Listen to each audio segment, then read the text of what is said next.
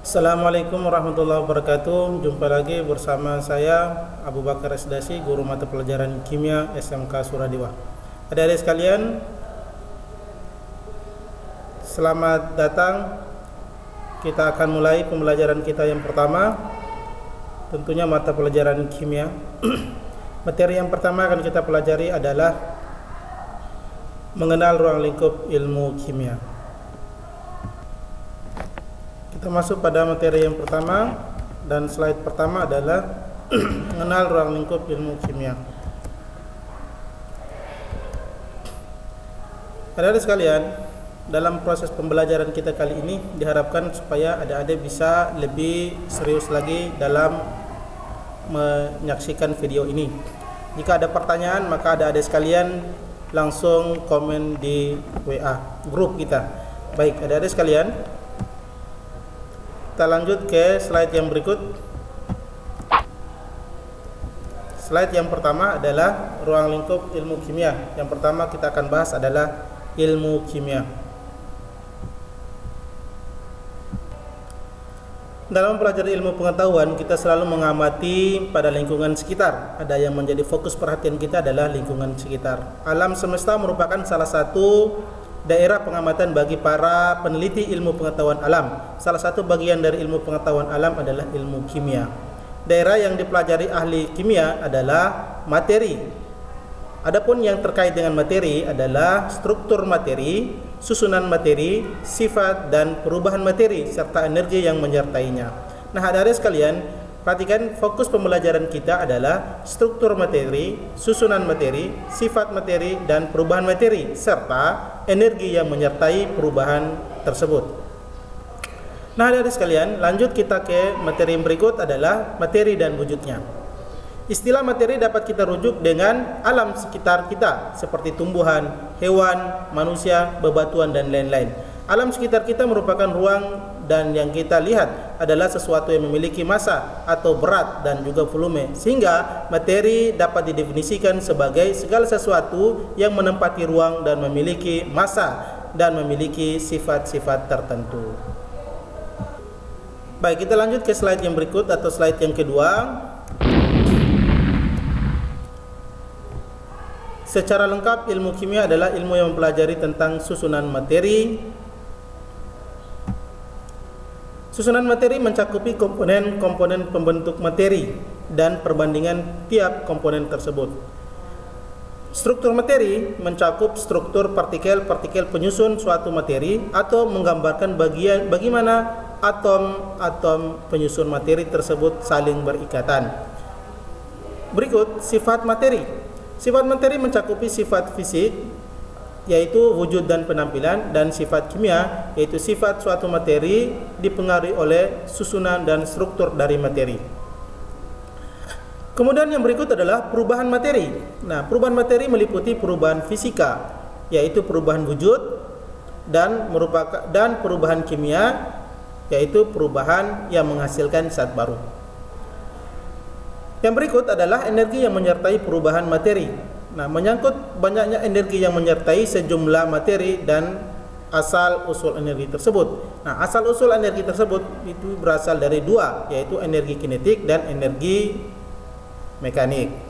Baik, adik-adik sekalian, kita lanjut kepada materi yang berikut atau slide yang berikut adalah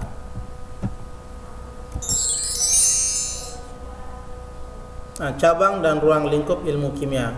Nah, apa sih hubungan ilmu kimia dengan ilmu yang lain, gitu ya? Apakah penting atau tidak kita mempelajari ilmu kimia?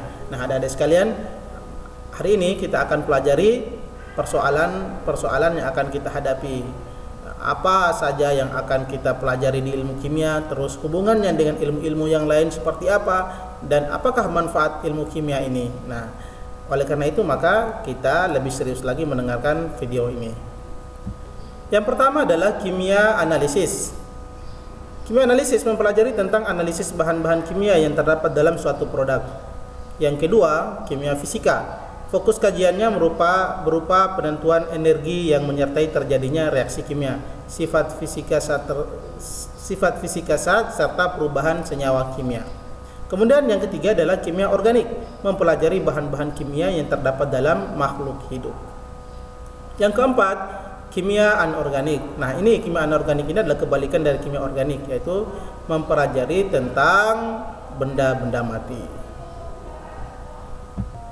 Nah, kemudian yang berikut adalah kimia lingkungan, mempelajari tentang segala sesuatu yang terjadi di lingkungan, terutama yang berkaitan dengan pencemaran lingkungan dan cara penanggulangannya. Yang keenam, kimia inti atau radiokimia, mempelajari zat-zat radioaktif. Yang ketujuh, biokimia, cabang ilmu kimia yang sangat erat kaitannya dengan ilmu biologi.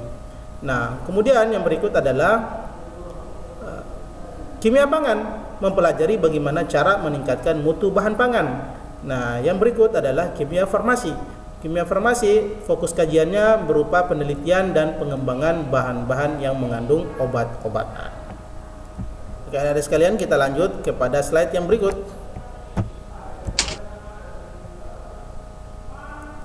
Perkembangan ilmu kimia. Nah, diawali sejak zaman ahli kimia, yaitu abad ke-5 sebelum Masehi, yang berawal di Alexandria, Mesir, dan berkembang ke Cina. Ilmu kimia yang berkembang pada masa itu disebut dengan istilah alkimia.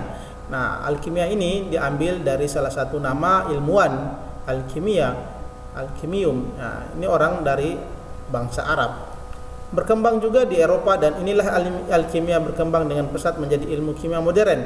Perkembangan ilmu kimia selain didorong oleh perkembangan ilmu-ilmu lain, juga mengakibatkan ilmu lain tersebut terbantu berkaitan penemuan ahli kimia. Jadi karena adanya penemuan ilmu kimia ini, maka sangat membantu ilmu-ilmu yang lain. Otomatis ilmu kimia sangat dibutuhkan di beberapa ilmu-ilmu lain. Kemudian peranan ilmu kimia yang cukup besar tersebut tidak dapat berdiri sendiri tanpa bantuan dari ilmu-ilmu yang lain. Ilmu kimia yang menghasilkan bisnis besar. Ahli kimia banyak diperlukan dalam berbagai bidang, menjadi penelitian kimia maupun ahli teknik kimia merupakan suatu karir yang menjanjikan kepuasan dari segi ilmu maupun materi. Nah, adik-adik sekalian, kita lanjut pada slide yang berikut, yaitu berkembangnya zaman ilmu kimia sangat berperan dalam kehidupan sehari-hari. Dengan bantuan ilmu kimia telah diciptakan alat pencuci darah, hemodialisis. Nah, tentunya ini di bidang kesehatan. Penemuan para ahli kimia mempelajari silikon yang merupakan bahan dasar untuk membuat mikroprosesor. Mikroprosesor ini adalah salah satu alat yang sangat kecil bentuknya, yang menyebabkan komputer semakin kecil ukurannya dan semakin canggih. Nah, ini tentunya di bidang rekayasa perangkat lunak ya, adik-adik sekalian. Kemudian yang ketiga, peningkatan produksi pertanian memerlukan dukungan ilmu kimia.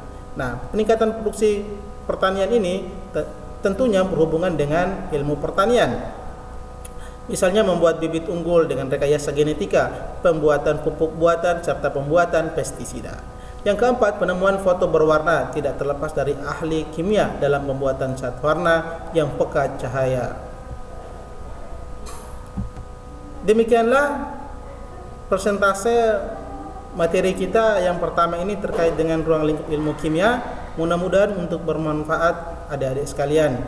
Jika ada pertanyaan, maka langsung bertanya di grup VA kelas pembelajaran 10 keperawatan maupun 10 RPL. Jika adik-adik mendapatkan kesulitan dalam pembelajaran, maka langsung menghubungi Pak lewat via email maupun lewat WA atau akun Facebook.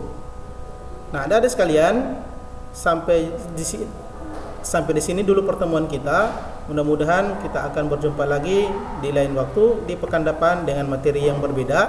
Materi yang akan kita pelajari selanjutnya adalah unsur dan senyawa. Terima kasih atas perhatiannya. Sampai jumpa. Assalamualaikum warahmatullahi wabarakatuh.